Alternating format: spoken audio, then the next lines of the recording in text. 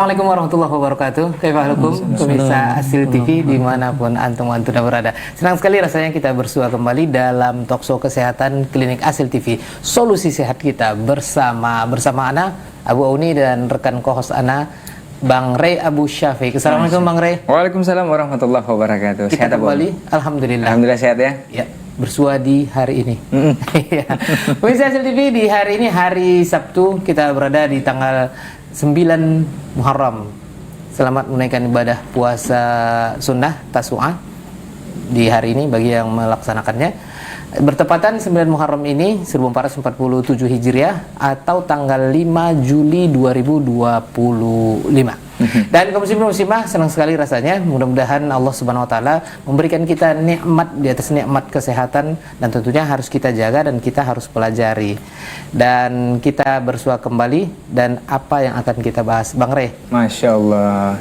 Hari ini kita bahas tentang anak nih ya. Anak. Nah, pasti udah punya anak kan? Alhamdulillah. Antum juga ya? Alhamdulillah iya. udah. Namanya kita udah abu-abu. Iya. Kita bahas tentang anak dan kedatangan narasumber kita yang Masya Allah luar biasa adalah spesialis ahli di meskipun punya anak tapi bukan ahli juga. Iya, ini ahlinya yang datang gitu ya. Iya. Siapa dia Bang Ray? Silahkan, ini Dr. Muhammad Arif ya. Ismail, spesialis anak, dan beliau juga magister kesehatan. Apa yang akan beliau bahas Bang Ray? Kita akan bahas bersama dokter nanti stunting. Ini dampak buruk dan gimana nih pencegahannya. Ini bahasa apa nih stunting nih? Itu yang akan kita bahas nanti. Itu yang akan kita bahas sama dokter kita. Iya betul. Karena ngomongnya aja sulit gitu kan. Pemirsa juga mungkin ada yang belum paham ya. Ini stunting apa loncat-loncat atau gimana? Itu dia tuh. Itu stunting. Oke, nanti pemirsa Asil TV juga bisa bersoal jawab langsung bersama dokter kita di 081175500606 atau saksikan kita di Asil App ya. Untuk antum dan antuna yang belum download Asil App sampai saat ini, harus download biar Ada bisa simak kita. Ada apa aja? Ada info masjid tuh yang pasti, info waktu sholat, kemudian ada kalender hijriah, kemudian ada Al-Quran, bisa juga baca zikir, hadis-hadis. Banyak sekali yang bisa manfaatnya, bisa yang pastinya bisa nonton kita. Ya, Klinik Asil TV. Masya Allah, Klinik Asil TV hadir di Asil Apps, dan juga selain Asil Apps kita juga live di berbagai platform media sosial kita, bisa di Instagram, di YouTube, dan juga Facebook kita ya. Bisa juga komen di sana atau tanyakan persoalan stunting, nanti di sana juga insya Allah akan langsung dijawab oleh dokter ya yang bersama kita. Dan kita juga jazakumullah khairan untuk KDMI ya. KDMI, Komunitas Dokter Mengaji Indonesia. Salah satunya adalah beliau ini, Dr. Muhammad Arif Ismail, spesialis anak, magister kesehatan. Hafizahullah taala. Kita sapa dulu beliau. Ya, assalamualaikum dokter. Assalamualaikum dokter. Waalaikumsalam warahmatullahi wabarakatuh. Masya Allah. Bagaimana kabarnya dok? Alhamdulillah baik, sehat selalu. Baik. Semoga saudara semuanya sehat semua. Ya. Masya Allah. Bang Reng. Ya. Sebelum kita sapa-sapa dokter ini, karena beberapa kali beliau udah pernah ya. Betul. Sebelum kita perkenalan, ada yang kita simak dulu ya. Nah kita lihat dulu Bang Rey. Kita simak. Kita saksikan bersama pemirsa Asil TV. Ini dia video cuplikan tentang stunting. Tafadhol. Di balik tawar yang anak-anak di sekitar kita, ada ancaman serius yang kerap tidak disadari, stunting. Stunting atau kondisi gagal tumbuh pada anak akibat kekurangan gizi kronis masih menjadi masalah di banyak wilayah Indonesia. Data terakhir menunjukkan 1 dari 5 anak di Indonesia mengalami stunting. Kondisi ini bukan hanya soal fisik, tapi juga memengaruhi perkembangan otak dan kecerdasannya. Sayangnya, masih banyak orang tua yang belum menyadari apa itu stunting dan bagaimana dampaknya dalam jangka panjang. Kebiasaan makan yang tidak seimbang, kurang gizi, menjadi salah satu faktor pemicunya. Padahal, stunting bisa dicegah sejak dini. Salah satunya dengan pemenuhan makanan dengan gizi seimbang. Ingin tahu lebih lengkap bagaimana dampak buruk dan pencegahan stunting? Simak pembahasan lengkapnya di Klinik Asil TV. Selesai sehat, kita bersama. Masya Allah, itu dia video tentang stunting ya. Iya. Masya Allah. Baik, sudah kita lihat ya. Oke, Bang Rey. Ya. Kalau kita lihat cuplikan tadi, rasanya pengen kita tanyain ya banyak ke dokter ya. Ya, karena kita punya juga anak-anak di rumah Iya, kan. betul juga sekali. para pemirsa pasti juga punya anak-anak yang mau ditanyakan kondisi kesehatannya ataupun barangkali ada juga yang sama dengan yang kita bahas nanti insya Allah tentang stunting ini ya. Tapi sebelumnya kita akan tanya dokter dulu, walaupun dokter udah Pernah kali di sini mampir ya? ke sini, tapi pemirsa pasti ada yang Iya. belum tahu. Ini kita kenalan dulu deh sama dokter Arif ya. Iya. Dokter Arif, dok, panggilnya dok ya? Iya, Dokter Arif. Oke, dokter Arif ini pertama dulu deh, ada yang ingin nanya dulu. Ini kan spesialis anak nih dok, terus magister kesehatan. Ini kalau boleh tahu lulusannya dok, kedokterannya itu di mana dulu dok? Saya alumni Fakultas Kedokteran Universitas 11 Maret di Solo. Super Semar. Super Semar, itu beda lagi tuh ya. Oh, enggak, beda. Namanya UNS singkatannya. UNS. Universitas Negeri 11 Maret. Universitas Negeri 11 Maret. Kampungnya Pak Jokowi itu. Dokter, selain spesialis anak, dokter juga apa mendalami yang lain, dokter? Atau emang konsentrasinya di khusus persoalan ini ya, kesehatan anak? Ya, pendidikan kami khusus konsentrasi pada anak, yaitu usia sejak lahir sampai dengan 18 tahun. Iya. Dan magister kesehatan saya juga di bidang kesehatan anak. Oh, jadi sinkron ya, doknya? Ya, Lanjut berarti ya, Dan linear ya? sekarang nih, dokter, kalau boleh kita tahu kesehariannya tugasnya di mana nih, dok? Nah betul dok. untuk tugas utama saya di Rumah Sakit Umum Daerah Kabupaten Rokan Hulu. Selain itu saya juga bertugas di Rumah Sakit Angkatan Udara Rusmin Nurjadin Pekanbaru. Pekanbaru. Itu emang di rumah sakit ngurusin persoalan Ya, kesehatan khusus anak ya? kesehatan anak-anak di bawah usia 18 tahun. Oke. Tapi yang pastinya itu kalau tadi kan dua tuh dok, ada yang Rumah Sakit Angkatan Udara ya dok ya? Ya. Di Pekanbaru berarti. Di Pekanbaru. Terus yang satu lagi di Rumah Sakit Umum Daerah Rokan Hulu. Ini bolak-balik atau gimana dok? Ya, berbagi hari. Jadi 2 hari Berbagi di hari ya? Pekanbaru, 6 hari. Berbagi hari dan berbagi cerita dokter ya. 5 hari di Masya Allah, semoga dimudahkan dok dalam tugasnya ya. Di rumah sakit mengurusi tentara atau anak tentara? Yang pastinya anak-anak, karena konsentrasi di anak-anak ya dok ya. Rumah Sakit Umum Angkatan Udara itu dia melayani pasien keluarga TNI, juga pasien-pasien dari luar. Masyarakat di sekitar wilayah Pangkalan TNI Angkatan Udara, mereka juga berobat di rumah sakit TNI Angkatan Udara dan bisa dengan menggunakan BPJS di sana bisa dilayani. Oke. Jadi memang khusus konsentrasi dokter memang di anaknya. Iya. Dan berdomisili? Di sekitar rumah sakit ya dok? Masyarakat. Dokternya. Oh dokter ya. Sekarang domisilinya dok? Domisili saya Apakah Rokan Hulu atau? di Rokan Hulu dan di Pekanbaru. Jadi Oh, Jadi tugasnya dua, domisilinya juga dua. iya. Tapi Bang Rey Abu Syafiq dan dokter, panggilannya tadi Dokter Arif Dokter ya? Arif. Aha. Dokter Arif, Bang Rey Abu Syafiq dan pemirsa Asil TV, kita lihat nih Iya. pembahasan tentang stunting. Oke. Nah, ini ada beberapa mitos. Mhm. Antum dulu atau ana dulu nih? Oh, ada mitos ya? Oke. Mhm. Boleh kita coba lihat? Tapi Bang Rey, Mhm. untuk mitosnya kita ini dulu, kita tanya. Pending ya? Iya. Kita pending di Kita segmen tanya kedua dulu kayaknya nih. ya. Ini stunting ini sebelum itu sebenarnya stunting ini apa? Nah, ini yang perlu nih. Karena sesuai pembahasan ya. Iya, betul sekali. Biasanya kan bahasa-bahasa seperti ini banyak yang bertanya dok, apakah ini memang bahasa kita atau gimana? Mungkin dijelaskan sedikit tipis-tipis dulu dok. Stunting ini apa dok? Tafadhol dokter. baik, terima kasih. Pemirsa Asil TV yang dirahmati Allah Subhanahu wa taala, kita harus pastikan dulu definisi stunting itu apa.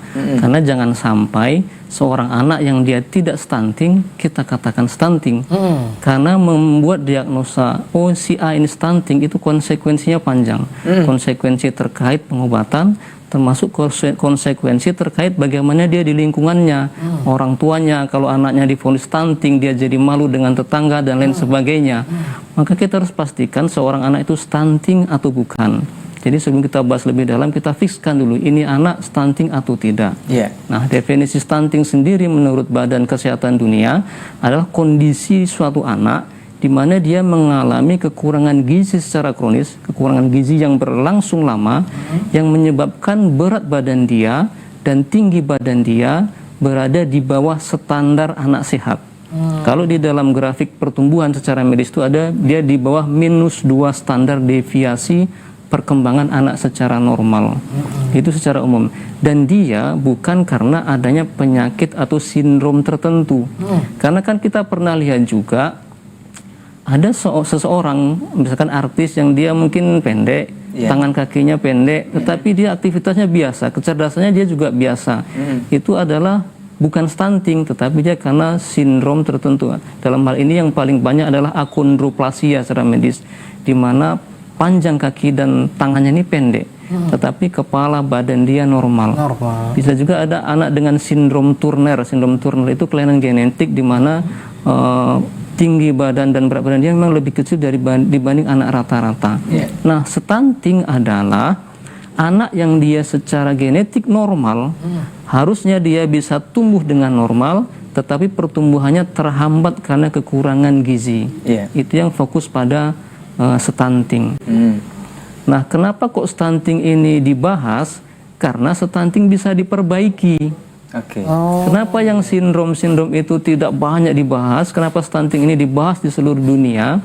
Karena stunting adalah karena sebabnya kekurangan nutrisi dan dia bisa diperbaiki. Dan kalau diperbaiki, efeknya adalah akan peningkatan kualitas generasi berikutnya. Disitulah sebabnya makanya stunting ini banyak menjadi fokus pembahasan di bidang kesehatan di seluruh dunia. Jadi memang faktor di kekurangan gizi yang kronis ya dok ya, yang berkelanjutan. Ini tadi saya dengar dok, misalnya kalau belum pasti anak itu stunting, jangan sembarangan memvonis kalau dia stunting.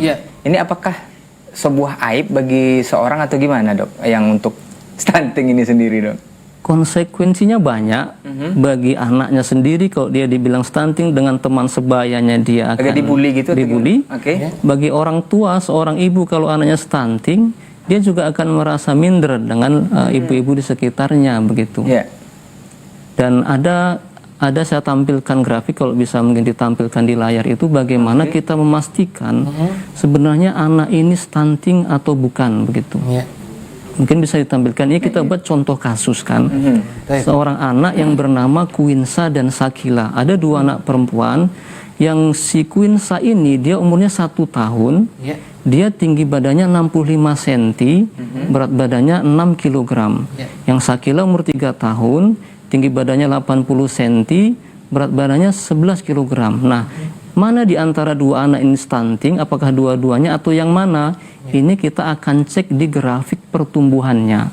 Bisa ditengok slide berikutnya. Nah, ini contohnya begitu. Ini adalah grafik standar pertumbuhan anak yang dipakai di seluruh dunia oleh Badan Kesehatan Dunia. Contoh si Quinsa tadi, dia usianya 1 tahun. Ternyata berat badan dia 6 kg yang di titik merah itu, kalau dibuat garis lurus mendatar ke grafik hijau di tengah-tengah pertumbuhan grafik itu, dia seperti anak yang baru berusia 3 bulan. Jadi 6 kilo ini harusnya anak yang berumur 3 bulan. Sementara si Quinsa sudah berumur 1 tahun. Terus yang Sakila itu dia umurnya 3 tahun secara kronologis sejak kelahirannya. Tapi berat badan dia 11 kilo itu kalau buat garis standar ke garis hijau di grafik itu, dia seperti anak usia 1 tahun 10 bulan. Nah, ini juga belum bisa dipastikan apakah stunting atau tidak. Kita lihat tinggi badannya. Coba dilihat di grafik berikutnya, di slide berikutnya. Ditampilkan lagi. Nah, ini grafik tinggi badan dia. Ternyata si Quinsa yang 1 tahun tadi dengan tinggi 65 cm tadi, dia setara dengan anak-anak usia 5 bulan. Sementara Sakila yang 3 tahun dengan tinggi 80 cm itu setara dengan anak usia 1 tahun 5 bulan. Nah, memastikan stunting atau tidaknya, kita lihat mungkin grafik halaman berikutnya bisa ditampilkan. Kalau seorang anak ini dia usia tinggi badan dia itu usia berat badan dia itu lebih kecil dari usia tinggi badan dia. Contoh yang Quinsa ini, dia umur 1 tahun dengan berat 6 kilo itu usia berat dia seperti bayi 3 bulan, dengan tinggi dia 65 cm itu seperti anak usia 5 bulan. Berarti usia berat badan dia ini lebih kecil dari usia tinggi badan dia. Iya. Dan dia lebih kecil dari usia sebenarnya dia atau usia kronologis, maka ini termasuk stunting. Tapi yang Sakila tadi, walaupun dia termasuk pendek, tetapi usia tinggi badan dia itu lebih kecil dari usia berat badan dia. Jadi berat badan dia itu dia seperti anak setahun 10 bulan, tapi tinggi badan dia seperti anak setahun 5 bulan. Yeah. Maka ini dia pendek, tapi dia tidak kurus.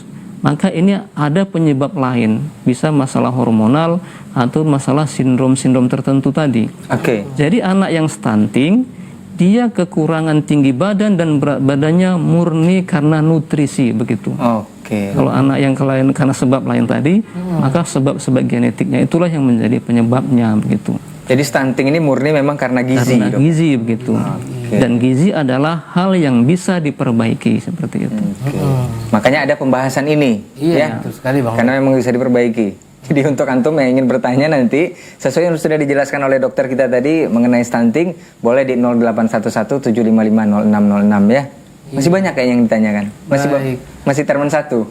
Ini tadi sebagai pembuka, Dokter Arif menyampaikan stunting ini secara umum, Mas, ya. Iya. Iya.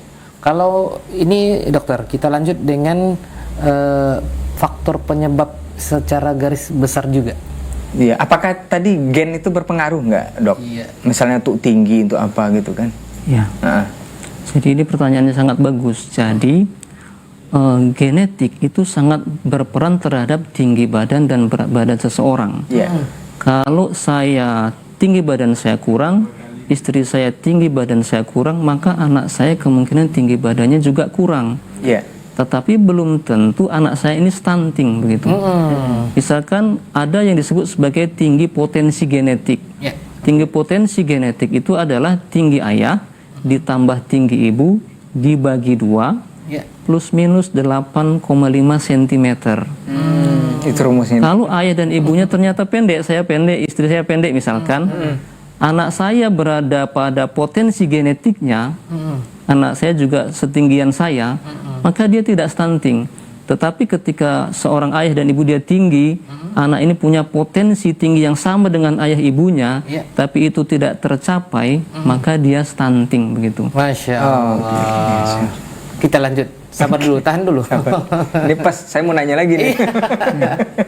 Kita pemirsa Hasil TV dimanapun berada, Klinik Hasil TV akan kembali dan kita akan lanjut dengan pembahasan-pembahasan yang lainnya. Dr. Arif dan juga Bang Ray Abu Syafiq dan Yeah. pemirsa, kita dengarkan dulu pesan-pesan berikut ini. Tetap bersama kami di Klinik Hasil TV, solusi sehat kita bersama. Klinik Hasil TV, solusi sehat kita bersama. Berkaitan tentang skizofrenia atau gangguan kejiwaan tahap lanjut yang sering kali diabaikan atau disalahartikan oleh sebahagian masyarakat, maka di sini kami ingin menyampaikan bahwasanya skizofrenia bukanlah sebuah penyakit yang aib. Begitu juga dengan penyakit-penyakit gangguan psikis yang lainnya, gangguan kejiwaan yang lainnya, dia adalah merupakan sebuah penyakit yang sama dengan penyakit-penyakit yang lainnya. Yang mana kata Nabi SAW, setiap Allah turunkan sebuah penyakit pasti akan ada obatnya. Dan kita sudah belajar pelajaran akidah yang paling dasar. Kita sudah belajar pelajaran tauhid yang paling dasar, yakni ketika seseorang sakit, maka hendaknya dia menempuh 2 sebab. Asbabus syar'iyyah, asbabu kauniyah. Asbabus syar'iyyah adalah dia menempuh pengobatan yang dianjurkan secara syar'i seperti bekam, ruqyah, minum madu, minum air zam-zam. Kemudian setelah dia menempuh pengobatan secara syar'iyyah namun tidak kunjung mengalami kesembuhan, maka hendaknya dia harus menempuh asbabu kauniyah. Tentu asbabu kauniyah adalah pengobatan-pengobatan yang ada penelitiannya jelas, sumbernya evidence based, kemudian tidak dilarang oleh agama. Maka ketika di antara kita ada yang mendengarkan bisikan-bisikan, yang mana suara-suara bisikan itu berupa suara fluid atau suara cekikikan ketawa atau suara perintah-perintah atau suara desisan-desisan angin atau sebagian kita mungkin melihat sesuatu sesuatu yang tidak dilihat oleh orang lain, atau mencium aroma yang tidak dicium oleh orang lain, yang mana sudah dipastikan secara medis tidak mengalami kondisi apapun di hidungnya, maka mungkin bisa dikonsultasikan kepada psikolog atau psikiater terdekat untuk menempuh sebuah jalan pengobatan yang Allah Subhanahu wa taala telah ajarkan ilmunya kepada psikolog. Klinik Asil TV, solusi sehat kita bersama. Ya, baik pemirsa Asil TV dimanapun berada, kita kembali dalam program Talkshow Kesehatan Klinik Asil TV, solusi sehat kita bersama. Semangat Bang Rey. Ya, semangat. Semangat ya. Iya, jangan sampai stunting ya. Oh, ini yang mau kita tanya nih.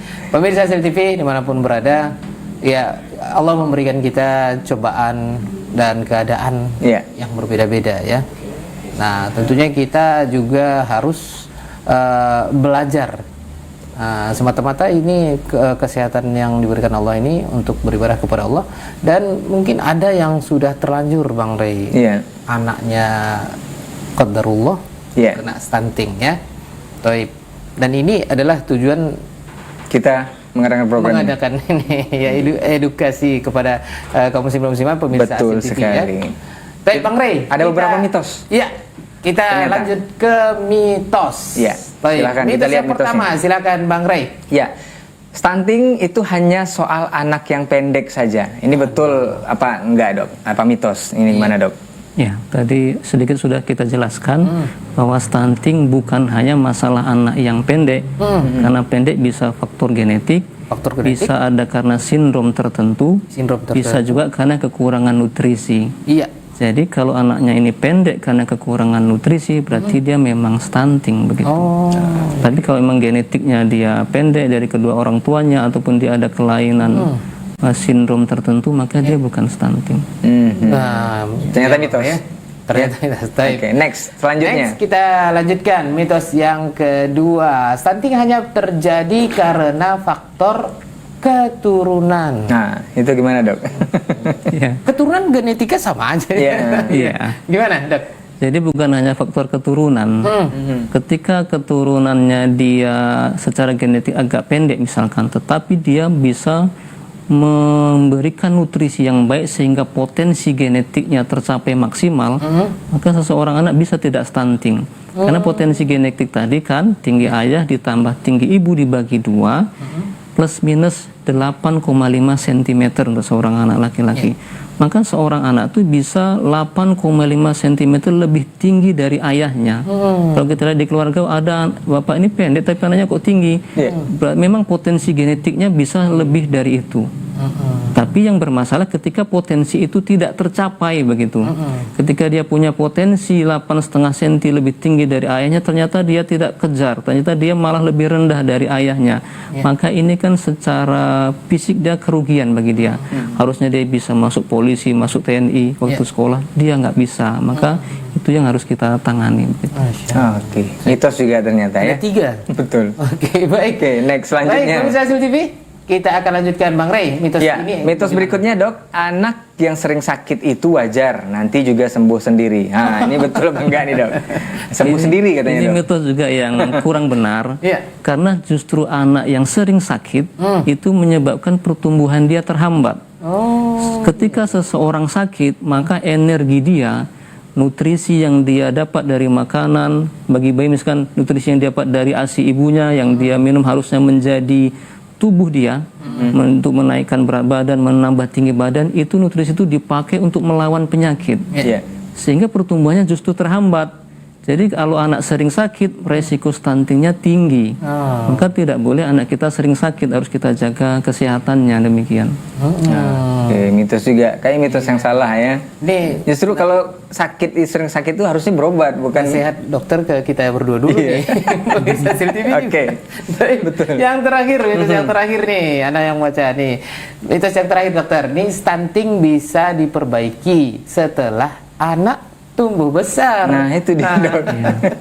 Jadi kecilnya biar aja dulu, Dok. Biar aja dulu nih. Gimana nih, Dok? Ini juga mitos yang kurang benar. Karena bila stunting itu berlangsung dalam jangka lama, maka dia tidak bisa mencapai potensi genetik dia yang seharusnya ada. Misalkan kita anak kita biarin sakit-sakitan, kita biarkan dia kecil atau kerdil, nutrisinya kita tidak berikan, maka dia kawannya misalkan kelas 1 SD, rata-rata anak kelas 1 itu 20 kilo. Anak yang sering sakit dan dibiarkan dia stunting, kelas 1 SD dia misalkan 16 kilo. Maka di kelasnya dia termasuk yang kecil. Nanti dia sampai kelas 6 pun dia termasuk akan yang kecil begitu. Bila dia terlalu cepat mengejar pertumbuhan dia untuk menyamakan anak-anak yang lain, itu justru beresiko menimbulkan penyakit dia di masa dewasa begitu. Ketika percepatan pertumbuhan itu lebih tinggi, begitu cepat, resiko-resiko penyakit degeneratif itu misalkan penyakit jantung, penyakit stroke, hipertensi, sakit diabetes, itu meningkat di masa dewasa.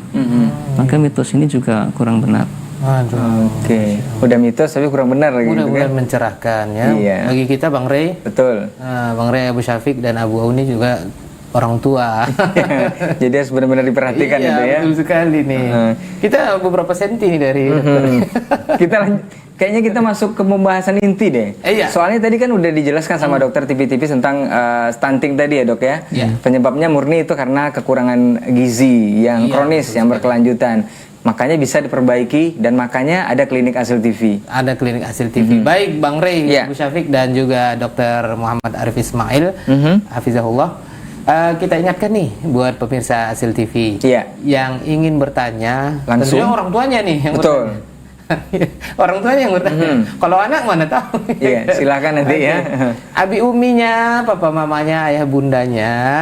Nah, kita buka nih interaktif langsung dengan spesialis anak, Dr. Muhammad Arif Ismail, spesialis anak, magister kesehatan di bidang kesehatan anak. Di mana Bang Rey? Di 0811-755-0606 langsung call di sana ya, bukan di telepon WhatsApp-nya. Atau sepertinya memang harus ditelepon ya, biar lebih jelas nanti jawaban yang akan disampaikan oleh dokter kita nanti. Untuk pemirsa yang ingin komen, boleh juga di laman media sosial kita di YouTube, Facebook, dan juga di Instagram atau di TikTok kita juga bisa. Nanti kita bacakan pertanyaannya dan langsung dijawab oleh dokter kita. Baik, seperti Bang Rey sebutkan tadi ini, ada juga yang mengatakan kalau stunting ini kan aib ya. Iya. Nah, mungkin kita atau orang tuanya ini malu bertanya nih gitu. Betul dok. Itu gimana tuh dok ya? Atau inilah perlunya edukasi. Salah satunya klinik Asil TV memberikan edukasi kepada pemirsa kita. Iya. Bang Rey, coba nih tadi kita sampaikan ke dokter. Oke, dok, tadi dokter sudah menyampaikan terkait dengan faktor ya dokter ya. Apa ada faktor lain lagi dok? Iya. Apa cuman yang tadi dijelaskan ini dok? Atau gimana dok? Yang lebih utama adalah faktor nutrisi tadi. Kekurangan nutrisi, jangka waktu yang lama, faktornya sih banyak. Kadang orang tua sudah memberikan nutrisi dengan baik, tetapi anaknya yang tidak mau makan. Jadi banyak juga didapati begitu. Anak saya tidak mau makan dokter, rupanya itu. Jajan terus dok. Secara ekonomi orang tua mampu, ibunya pun rajin memasak, tetapi anaknya yang tidak mau makan. Jadi banyak faktor yang lainnya. Tapi pada intinya secara tubuh kita nutrisi yang kurang dalam jangka waktu lama itu. Iya. Tadi dokter bilang nutrisi. Uminya rajin masak, enak lagi. Terus ekonomi insya Allah gitu ya. Alhamdulillah kan. Abinya mencukupi juga. Tapi anaknya ini jajan. Ini apakah bisa dok? Atau ada nutrisi yang bagus yang bakal disajikan biar anak ini dok semangat makan atau gimana? Secara umum nutrisi yang ada di negeri kita ini baik karbohidrat, protein, lemak dan vitamin itu sudah banyak tersedia di dalam makanan kita sehari-hari. Apakah itu nasi, lauk, sayur-sayur, buah-buahan itu semuanya sebenarnya sudah tersedia. Cuman seorang anak ini yang dia misalkan tidak mau makan, itu penyebabnya banyak faktor. Bisa karena apa yang dimasak oleh ibunya menurut sang ibu enak, menurut sang anak tidak enak. Bisa juga lidah beda-beda. Bentuk makanannya kurang menarik bagi anak. Maka ini perlu juga kreasi-kreasi dari ibunya supaya anak ini bisa makan dengan baik. Di samping itu, seorang anak itu kadang dia secara fisik normal, genetik dia normal, Tapi ternyata anak ini memang dia perasanya kurang. Dan perasa kurang pada lidah anak paling sering disebabkan karena kekurangan zat besi pada anak. Zat Maka besi. secara medis pemerintah menganjurkan bahwa semua anak-anak Indonesia ini diberikan vitamin terkhusus zat besi supaya pertumbuhannya baik, termasuk lidah dia dalam merasa itu baik sehingga nafsu makannya dia juga baik. Oh iya. Oke, Baik, kita sampai ke inti pembahasan nih. Nah itu, kalau udah stunting misalnya, Iya. atau dia malu melaporkan atau mengecek, ini dampaknya gimana? Dampak buruknya ini dok, ini kan Ada dua kayaknya ya. Kalau jangka pendeknya seperti apa mungkin dok? Atau jangka panjangnya kalau dibiarkan seperti mitos tadi berlarut-larut, udah besar aja nanti itu gimana dok? Dampaknya ini dok? iya, karena kita membahas dampak dan pencegahan. Iya. Intinya dulu nih kita Iya, dampaknya dulu ya. Iya, Nanti dampaknya. pencegahannya seperti apa gitu? Iya, tafadhol Dr. Arif. Ya. Dampak dari stunting ini banyak sekali. Dampak yang paling utama pada seorang anak adalah kemampuan IQ-nya yang menurun. Kemampuan belajar dia menurun. Jadi ketika kita melihat seorang anak yang stunting, berat badan dia kurang, dalam ini dia kurus, tinggi badan dia kurang, dia nampak kecil, itu adalah postur yang nampak dalam pandangan mata kita. Tetapi di dalam organ tubuh dia di dalam, hal ini sel-sel otaknya dalam hal ini, maka gambaran sel otaknya seperti gambaran luarnya itu gitu. Maksud saya, sel otak yang harusnya gemuk, sehat, panjang, maka sel-sel otaknya juga kecil-kecil seperti itu. Sel otak itu kan ada jutaan miliaran sel. Antar sel satu dengan sel lain itu saling berhubung gitu ya. Ada namanya selubung mielin, ada namanya badan dan Golgi dan lain sebagainya secara medis. Jadi ketika dia stunting, nutrisi dia kurang, yang nampak dia kecil dan pendek, maka sel-sel otaknya juga kecil dan pendek. Sehingga memori dia, kemampuan daya ingat dia, kemampuan menganalisa dia, kemampuan menangkap pelajaran yang disampaikan oleh ibu guru kepada dia itu jadi berkurang. Dalam hal ini ketika dia dewasa, kemampuan dia memecahkan masalah dalam kehidupan dia juga kurang. Kalau orang-orang yang otaknya encer, dibilang bahasa encer itu kan, kalau ada masalah dia bisa mencari solusi-solusi. Maka kalau anak-anak nih dia otaknya mengalami stunting juga sebagaimana tubuhnya stunting itu, kemampuan otak dia memecahkan masalah, mengingat memori, mengerjakan soal-soal ujian, dia kemampuannya juga rendah. Maka dampaknya yang pertama adalah IQ dia rendah. Itu yang pertama. Itu yang pertama. Ya. Terus yang kedua adalah daya tahan tubuh dia yang rendah, imunitas dia itu rendah. Pengaruh ya. Jadi WHO melakukan penelitian, ada sekitar 53.000 anak di Afrika, Asia dan Amerika Latin. Anak-anak yang stunting, resiko dia mengalami sakit itu 12 kali lipat lebih tinggi daripada anak-anak yang tidak stunting. Dan resiko dia mengalami kematian 3 kali lebih tinggi daripada anak-anak yang normal. Itu dari penelitian WHO. Kenapa kok resiko menjadi sakit dan meninggal lebih tinggi? Ya karena imunitas dia rendah. Sel-sel imun dalam tubuh dia kekurangan nutrisi sebagaimana tubuh dia yang nampak sama kita kekurangan nutrisi. Sehingga imunitas dia itu rendah. Itu dampak dalam hal kemampuan imunitas. Dampak lainnya juga karena postur tubuh yang rendah secara fisik tadi, yang tadi sudah kita sampaikan, dia dalam bermasyarakat dengan teman-temannya dia mudah dibully, terus prestasi di masa dewasa juga kurang. Kan untuk menjadi polisi, tentara ada batasan dia tinggi badan tertentu. Anak stunting berarti dia nggak bisa untuk mencapai itu. Terus sekarang juga lagi musim yang hobi-hobi sepak bola kan, kita nggak semuanya pemain kan impor yang tinggi-tinggi, gede-gede gitu kan. Sementara pemain Indonesia dia pendek-pendek, begitu dia bertemu dengan pemain luar negeri yang tinggi-tinggi merebut bola dia kalah. Akhirnya pertandingan juga kalah seperti itu.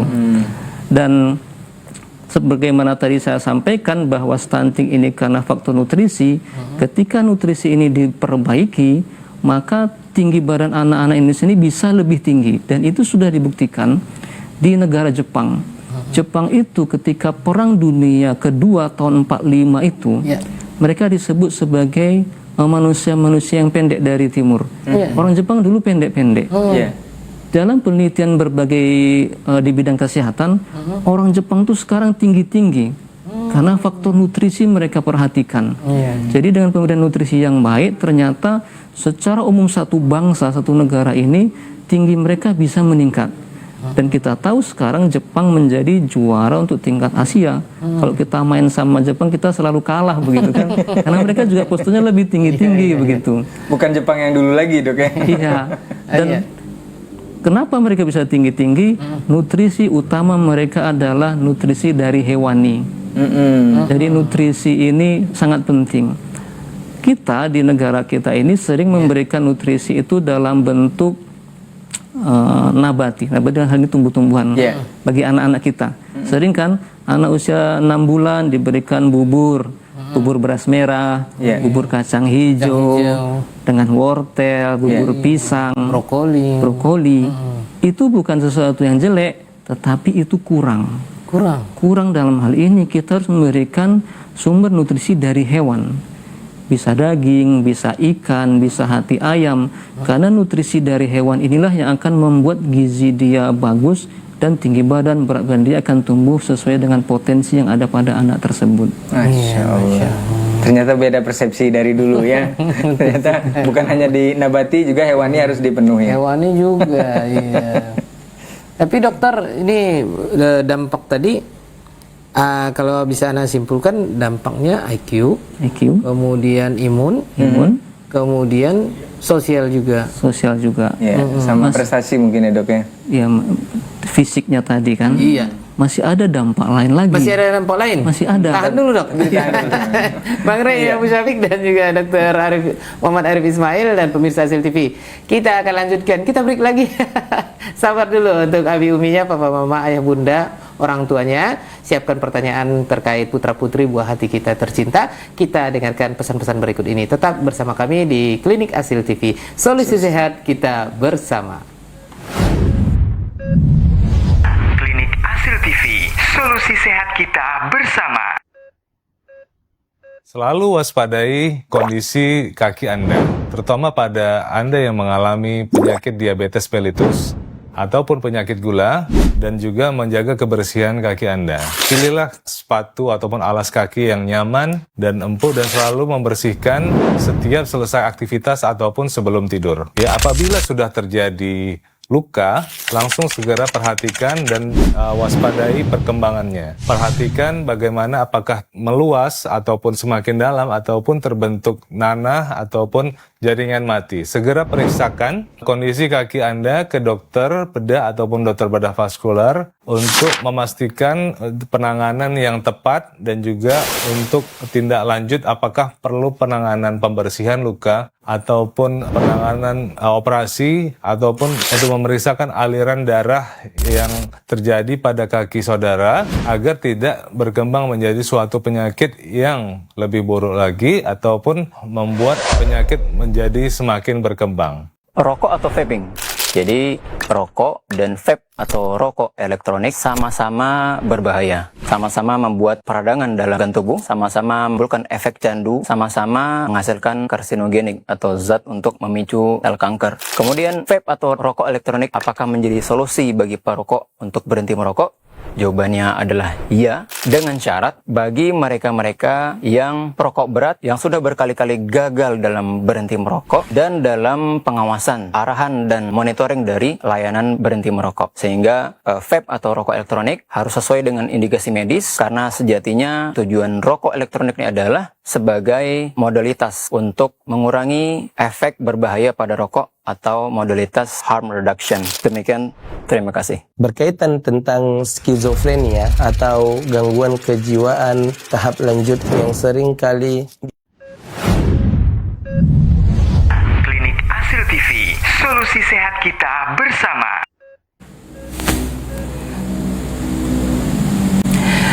Ya, pemirsa Hasil TV dimanapun antum berada, masih bersama Abu Auni dan Bang Ray Abu Syafiq dalam program Talkshow Kesehatan Klinik Hasil TV, solusi sehat kita bersama.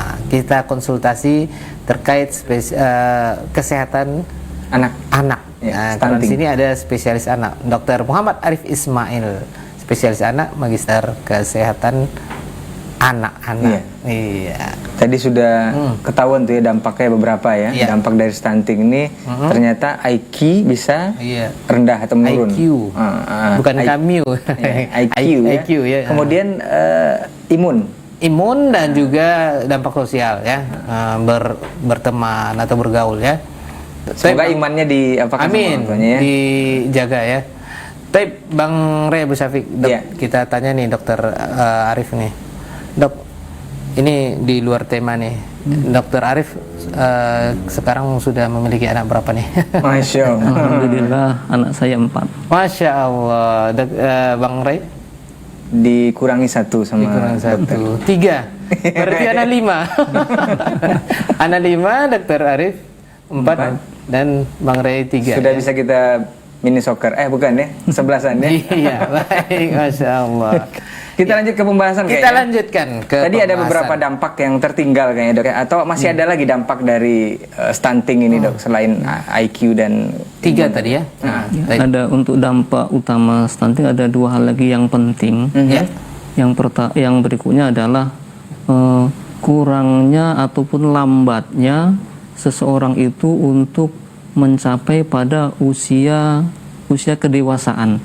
Jadi seorang anak perempuan yang dia stunting pada masa kecilnya, Iya. menstruasinya dia akan melambat. Seharusnya seorang anak ini perempuan itu harusnya 12 tahun itu sudah menstruasi dan ini reproduksi dia sudah mencapai tahap dewasa. Ketika dia stunting, pertumbuhannya terlambat tadi, maka dia di usia itu dia masih seperti anak-anak. Jadi seperti mitos tadi, stunting masa kecil tidak apa-apa nanti besar juga tercapai. Itu tidak bisa kita biarkan. Karena seorang anak yang harusnya dia sudah masa reproduksi normal di usia 12 tahun, ternyata bila dia kecilnya stunting dia mundur.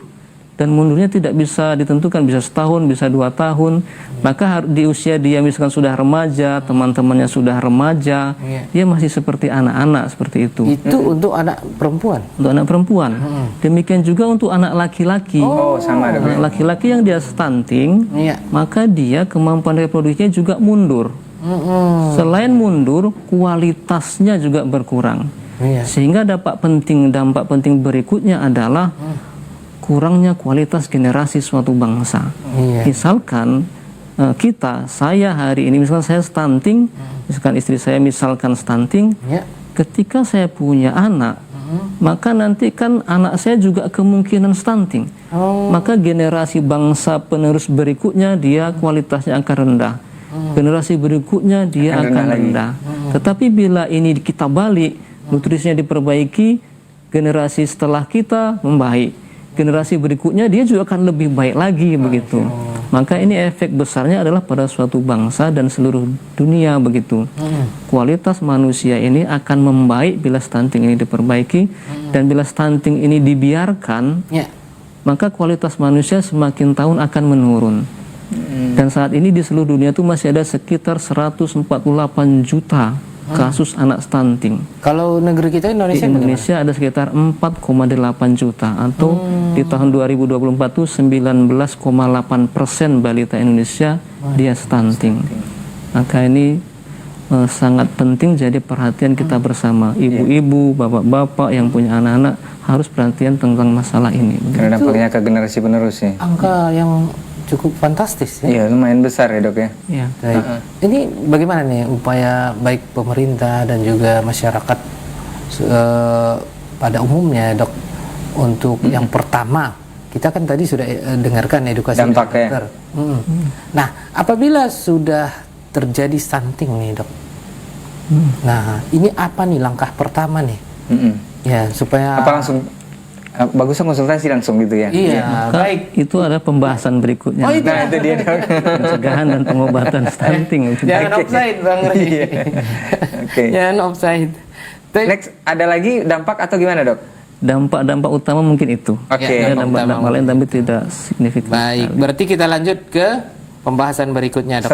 Setelah terdampak berarti ada pencegahan dong dok? Ya. Gimana nih dok?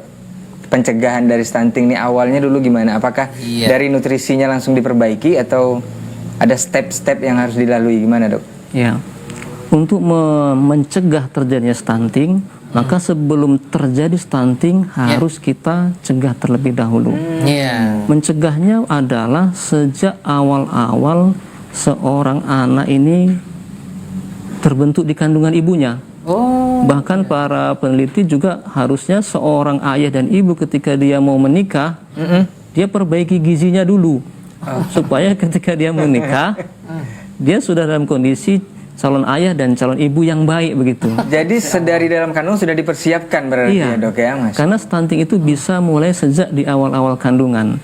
Maka untuk terbentuknya seorang anak ini secara medis ya, untuk terbentuknya seorang calon anak yang baik, maka calon anak dari ayah dan ibunya harus baik.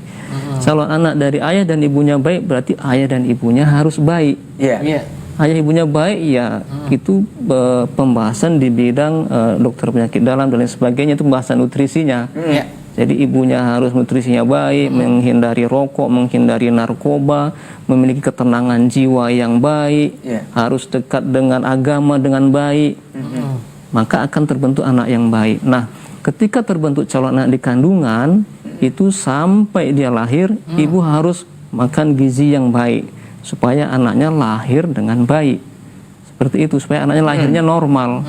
Karena kalau ibunya dia tak mau makan, bapaknya dia tidak peduli dengan gizi ibunya selama kehamilan, akhirnya bayinya lahir dengan kecil. Bayinya lahir cuma 1,5 kilo atau 2 kilo. Standar bayi lahir itu 2,5 kilogram minimal. Kalau standar bayi lahir itu ya Indonesia atau seluruh dunia. Seluruh dunia. Jadi bayi dikatakan normal bila beratnya 2,5 kilogram ke atas. Bila di bawah 2,5 kilogram berarti ada masalah hambatan pertumbuhan di dalam kandungan dia begitu. Dan mencegahnya adalah nutrisi ibunya yang baik selama kehamilan. Itu untuk berat dok. Kalau untuk berat dan panjang itu saling terkait. Ya, bila nutrisinya terhambat maka berat badan sama kurang, panjang badannya juga kurang begitu. Baik, masya Allah. Taib, ini pertanyaan kita terus nih. Ini pemirsa kita. Kita bacakan pertanyaan. Atau langsung boleh di 0811-755-0606 untuk para pemirsa yang langsung bertanya ke Dr. Arif ya terkait stunting, dampak buruk dan juga pencegahannya. Tadi sudah dijelaskan juga berbagai dampak buruk dari stunting dan upaya pencegahan juga rupanya sedari dini ya, sedari dalam kandungan diperbaiki.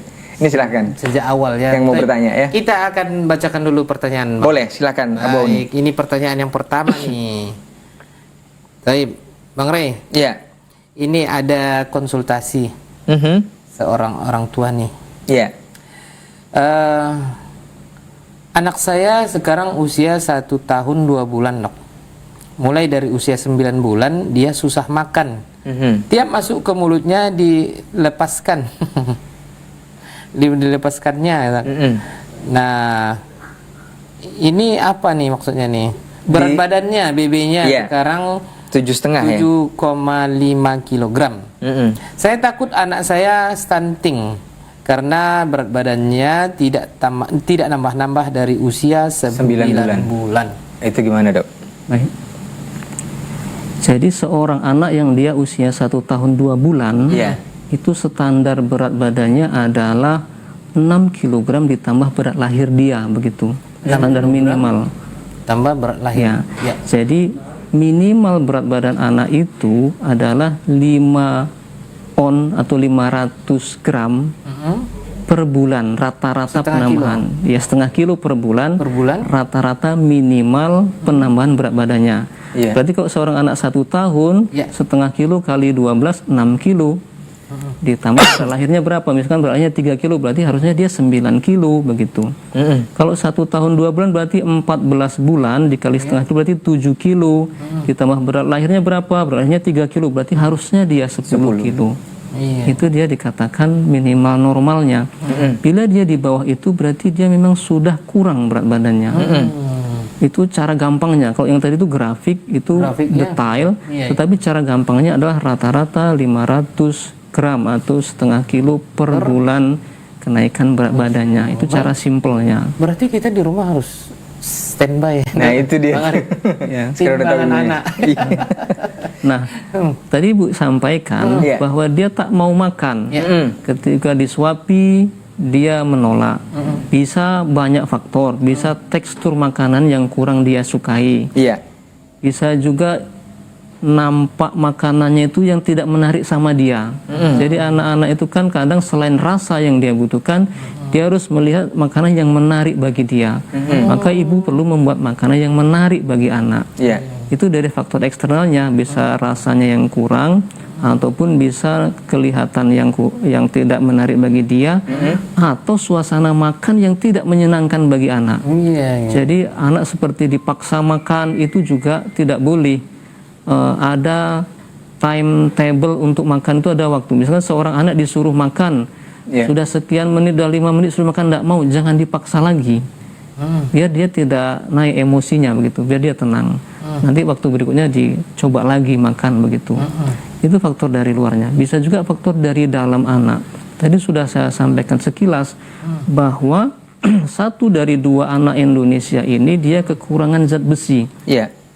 Kekurangan zat besi pada anak-anak membuat lidah dia hambar atau caba. Hambar bahasa Indonesianya ya. Hambar. Hambar ketika dia makan, dia tidak merasakan nikmat makanan yang dia makan. Sebagaimana kalau ada nenek kita sakit, kita berikan nasi padang, bakso, tetap gak mau KFC, nek dimakan nek, nggak mau, pahit deh katanya. Padahal yang salah bukan makanannya, menurut kita enak, tapi menurut yang sakit ini tidak enak. Nah, anak-anak yang kekurangan zat besi yang terjadi pada 40-60% anak Indonesia tadi, mereka seperti itu. Yang menurut ibu itu sudah enak, menurut dia tidak enak.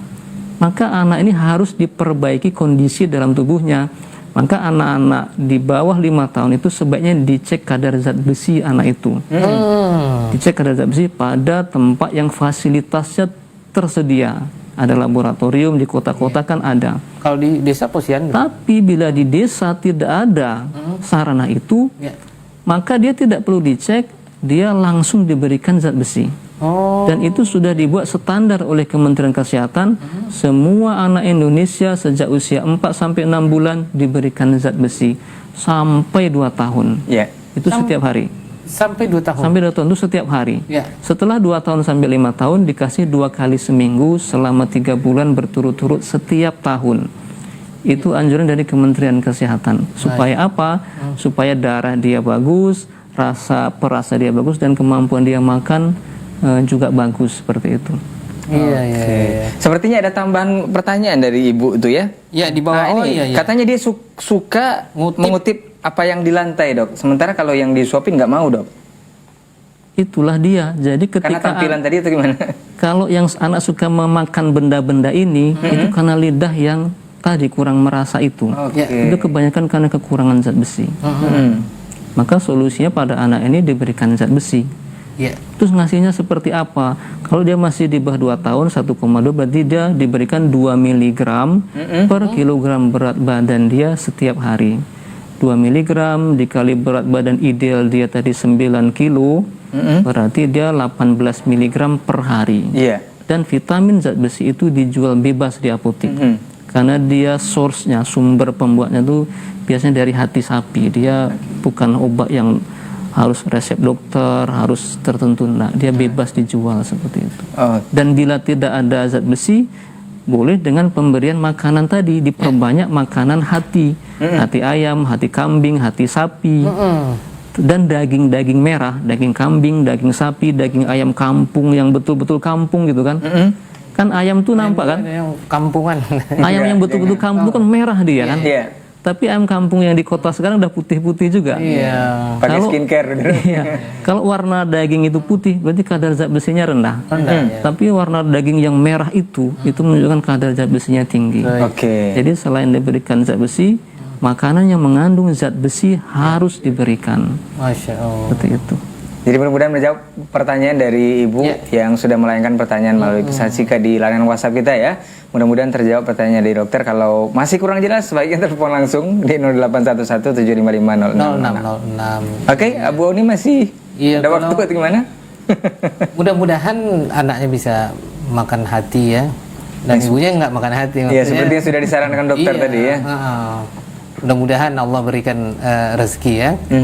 Bagi pemirsa, mudah-mudahan yang terkena dampak stunting ini ya, kita doakan semoga Allah Subhanahu Wa Taala memberikan Amin. kesabaran kepada orang tua, dan mudah-mudahan acara ini bisa mengedukasi antum sehingga bisa menjadi solusi untuk kesehatan putra-putri buah tercinta ya. Baik pemirsa Hasil TV dimanapun antum berada, Bang Rey Abu Syafiq dan Dr. Muhammad Arif Ismail, spesialis anak dan magister kesehatan anak. Kita break lagi. Break lagi ya Bunda, Papa, Mama, Abi, Uminya. Kita lanjutkan pertanyaan antum, akan kita ajukan ya. Kita dengarkan pesan-pesan berikut ini. Tetap bersama kami di program Talkshow Kesehatan Klinik Hasil TV. Solusi sehat kita bersama.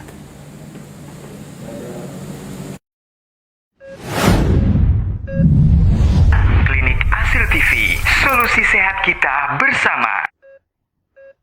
Berkaitan tentang skizofrenia atau gangguan kejiwaan tahap lanjut yang sering kali diabaikan atau disalahartikan oleh sebahagian masyarakat, maka di sini kami ingin menyampaikan bahwasanya skizofrenia bukanlah sebuah penyakit yang aib. Begitu juga dengan penyakit-penyakit gangguan psikis yang lainnya, gangguan kejiwaan yang lainnya, dia adalah merupakan sebuah penyakit yang sama dengan penyakit-penyakit yang lainnya. Yang mana kata Nabi alaihi salatu wasalam, setiap Allah turunkan sebuah penyakit pasti akan ada obatnya. Dan kita sudah belajar pelajaran akidah yang paling dasar. Kita sudah belajar pelajaran tauhid yang paling dasar, yakni ketika seseorang sakit, maka hendaknya dia menempuh dua sebab. Asbabu syar'iyyah, asbabu kauniyah. Asbabu syar'iyyah adalah dia menempuh pengobatan yang dianjurkan secara syar'i, seperti bekam, ruqyah, minum madu, minum air zam-zam. Kemudian setelah dia menempuh pengobatan secara syar'iyyah namun tidak kunjung mengalami kesembuhan, maka hendaknya dia harus menempuh asbabu kauniyah. Tentu asbabu kauniyah adalah pengobatan-pengobatan yang ada penelitiannya jelas, sumbernya evidence based, kemudian tidak dilarang oleh agama. Maka ketika di antara kita ada yang mendengarkan bisikan-bisikan, yang mana suara-suara bisikan itu berupa suara fluid, atau suara cekikikan ketawa, atau suara perintah-perintah, atau suara desisan-desisan angin, atau sebagian kita mungkin melihat sesuatu yang tidak dilihat oleh orang lain, atau mencium aroma yang tidak dicium oleh orang lain, yang mana sudah dipastikan secara medis tidak mengalami kondisi apapun di hidungnya, maka mungkin bisa dikonsultasikan kepada psikolog atau psikiater terdekat untuk menempuh sebuah jalan pengobatan yang Allah Subhanahu wa Ta'ala. Klinik Hasil TV, solusi sehat kita bersama. TV dimanapun berada, alhamdulillah alladzi bi ni'mati tatimmus shalihat. Mudah-mudahan kita semuanya masih diberikan Allah Subhanahu wa taala kesehatannya, dan ini adalah nikmat yang dikaruniakan oleh Allah Subhanahu wa taala. Kita bisa belajar ya, edukasi gratis di Hasil TV, yaitu Talkshow Kesehatan Klinik Hasil TV, solusi sehat kita bersama.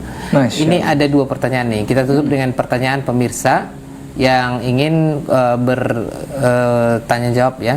Nah, ini pertanyaannya sudah ada nih Bang Rey. Oke, silakan Bang Rey. Pertanyaan yang pertama. Ana duluan ya. Baik, silakan Bang Rey Abu Syafiq. Baik, Assalamualaikum dokter. Dokter, apakah anak naik turun pada berat badan itu salah satu stunting, dok? Atau kurang gizi? Nah, padahal makan minum itu tercukupi, dok. Dan anaknya lumayan aktif. Nah, dok. Ya. Baik, terima kasih atas pertanyaannya. Naik turunnya berat badan suatu anak itu tidak pasti dia stunting. Bila dia beratnya bulan ini naik, bulan besok turun, dan turunnya itu banyak faktor. Bisa karena dia terlalu aktif, bisa karena ada sakit. Anak-anak kan biasa sakit flu, batuk pilek, ada mensel, itu kan biasa. Bila dia tidak terlalu sering sakit, sebenarnya itu hal-hal yang biasa. Normal ya, dok. Ketika dia pertumbuhan dia, berat badan dan tinggi badan dia masih dalam range normal, maka dia tidak stunting.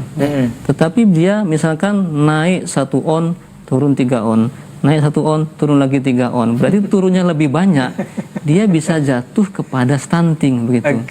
Jadi misalkan dia turun 1 on, bulan depan dia bisa naik 2 on misalkan. Grafiknya arahnya tetap ke atas, maka dia tidak stunting. Tapi bila sudah turunnya lebih banyak daripada naiknya, itu resiko stuntingnya ada. Maka ini segera dicegah. Bila karena turunnya karena sakit, maka segera diobati. Bila turunnya karena dia malas makan, segera ditingkatkan lagi makanannya, seperti itu. Jadi pada kasus anak yang beratnya naik turun, dia belum tentu stunting. Dilihat pada posisi apa dia berat badan itu, apakah dia masih di range normal atau dia di bawah normal, begitu. Oke. Semoga bisa menjawab ya dari pertanyaan yang sudah masuk. Berikutnya ada pertanyaan lagi. Berikutnya ini pertanyaan yang terakhir, Dok, dari ibu hamil. Nah, ibu hamil, Dok, nutrisi apa yang disarankan mencegah stunting, Dok, untuk calon bayi ini, Dok? Seperti yang sudah disampaikan dokter tadi itu ya. Iya. Makanya ada pertanyaan, ya, Dok. Iya, kan biasanya ibu-ibu kalau hamil tuh nggak mood semua. Iya. Muntah-muntah. Iya. Silakan, Dokter Arif. Jadi nutrisi secara umum pada ibu hamil adalah nutrisi yang sudah kita pahami secara umum, yaitu karbohidrat, lemak, protein, vitamin, dan mineral, seperti itu. Karbohidrat itu apa? Bisa dari beras, bisa dari kentang, bisa dari umbi-umbian. Protein itu apa? Tadi saya sampaikan bahwa protein yang utama untuk mencegah stunting adalah protein hewani. Berarti ibu hamil harus rajin makan protein yang berasal dari hewani. Bisa ikan, bisa ayam, bisa daging sapi, bisa telur, hati ayam, hati kambing, hati sapi. Jadi bukan hanya anaknya yang makan hati, tapi ibunya selama hamil juga makan hati. Nutrisinya hati-hati harus banyak dimakan juga, protein hewani. Terus elektrolit ataupun mineralnya apa? Mineral yang semua dibutuhkan untuk kesehatan bayi dan ibunya itu diberikan, dan itu sudah ada dalam bentuk vitamin. Ketika seorang ibu hamil dia berobat ke dokter kandungan ataupun ke bidan, biasanya dia diberikan vitamin. Vitamin itu ada zat besi, ada asam folatnya di sana, di mana zat besi ini untuk darah ibu biar kuat dan bayinya biar kuat, asam folat biar bayinya otaknya tumbuh maksimal, dan ada mineral-mineral lain di dalam vitamin itu. Maka seorang ibu hamil selain yang tadi karbohidrat, protein, lemak, dan vitamin tadi, mineral dalam hal ini diberikan oleh bidan ataupun dokter itu harus diminum. Dalam aturan Kemenkes minimal dia 90 butir selama hamil. Ada batas minimal butir selama hamil. Hamil itu 9 bulan. Berarti minimal dari itu ada 1 butir per hari.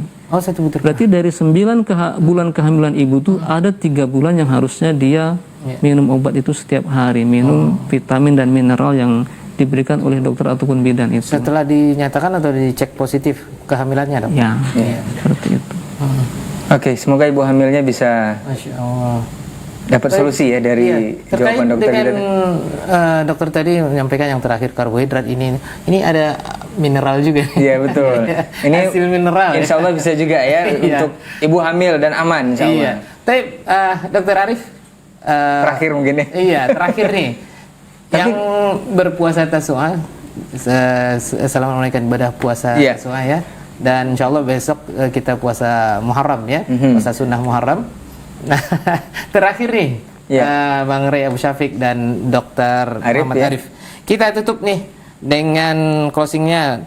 Bagaimana, Dokter? Apa nih pesan-pesan dan nasihat dokter untuk orang tua? Iya. Kalau anak khususnya untuk Indonesia kita tercinta, Dok. Sekarang kan subjeknya kan orang tua nih. Betul. Iya. Biar stunting di negeri kita ini itu bisa ditekan angkanya, Dok. Baik, silakan closingnya. Tafadhol, Tafadhol, Dok. Baik, terima kasih. Untuk pencegahan stunting pada anak-anak kita, yang tadi sudah sampaikan di awal-awal adalah sejak anak itu dalam kandungan harus sudah diberikan nutrisi yang baik. Yang berikutnya adalah ketika anak itu lahir, maka selain nutrisi seorang bayi, dia harus rutin diukur panjang badan dan tinggi badannya untuk memonitor jangan sampai jatuh kepada stunting. Seorang bayi sampai dengan usia 1 tahun, dia minimal harus sudah 8 kali ditimbang. 8 kali ditimbang. Ini minimal, Dok? Minimal 8 kali. Kalau lebih bagus setiap bulan. Minimal 8 kali dia ditimbang berat badannya. Dan minimal dia 2 kali diukur panjang badannya. Jadi bila itu dilakukan sampai dengan 1 tahun, kita sudah bisa monitor, anak ini berat badannya sudah mulai agak menurun. Kita akan bisa mencegahnya dengan nutrisi tadi. Bagi anak bayi di bawah 6 bulan, dia maksimalkan pemberian ASI-nya, bagi anak bayi di atas 6 bulan memaksimalkan pemberian makanan tambahannya, seperti itu. Bagi anak-anak di atas tahun, maka nutrisi hariannya juga diperbanyak lagi selain pemberian vitamin.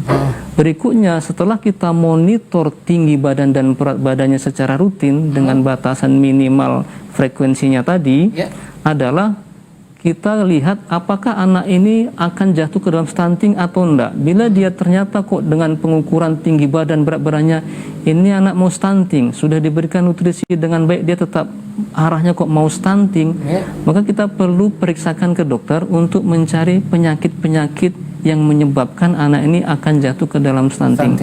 Ada berbagai macam penyakit infeksi di dalam tubuh yang itu bisa menyebabkan hambatan pertumbuhan pada anak.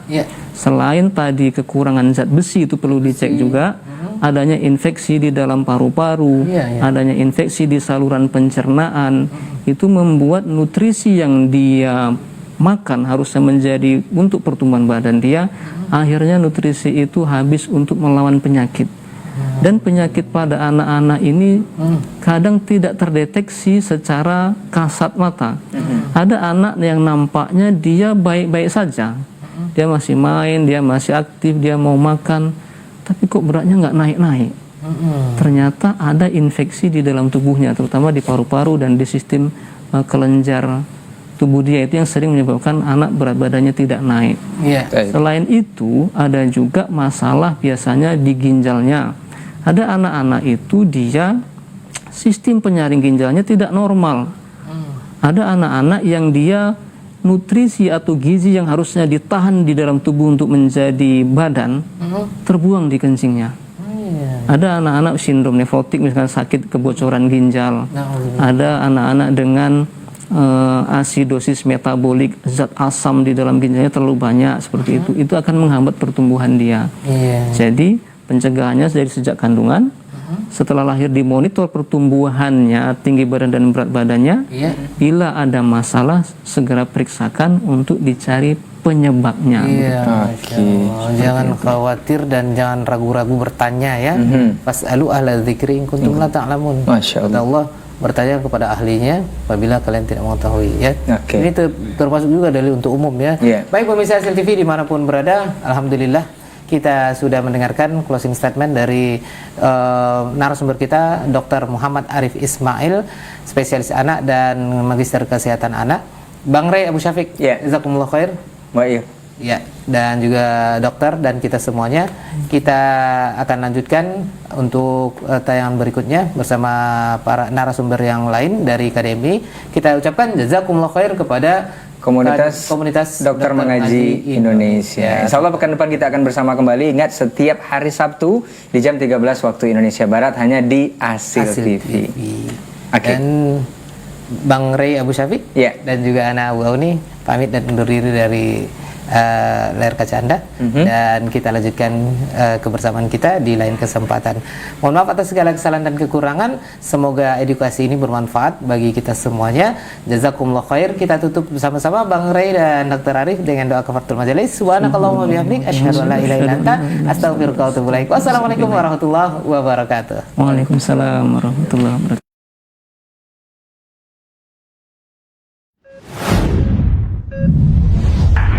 Hasil TV, solusi sehat kita bersama.